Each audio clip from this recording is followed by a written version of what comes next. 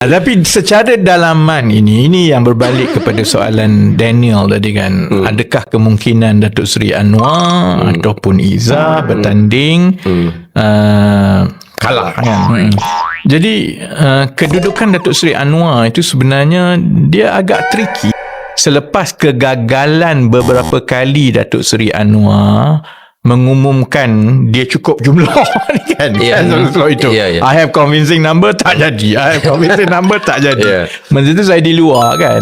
Jadi bila saya balik, saya pengah penaya, saya beritahu Datuk Seri, saya kata, is it the problem orang rasa yang you rasa untuk jadi Perdana Menteri ni memang hak you untuk jadi Perdana Menteri. Sebenarnya rakyat tak nak tahu orang yang rasa jadi Perdana Menteri ni hak dia.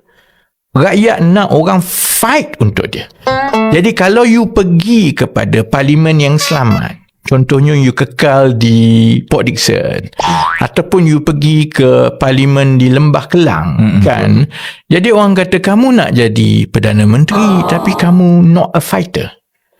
So kita memang jangka Lembah Kelang tu kita tak ada masalah lah. Keadaan sekarang ni lebih tricky lah, kerana kalau dia Perdana Menteri sekarang. Ya, itulah. Kalau dia lari daripada Tambun, orang kata dia takut. Jadi masuk saja pilihan raya, isunya ialah Perdana Menteri lari. Dan sebagai Perdana Menteri, dia terlalu berisiko untuk kekal di Tambun. Kan? Itu Anwar Ibrahim. Izzah lagi lah. Izzah daripada Pematang Pauh. Kalau dia tak pertahankan Pematang Pauh dan rampas balik Pematang Pauh, bermasalah.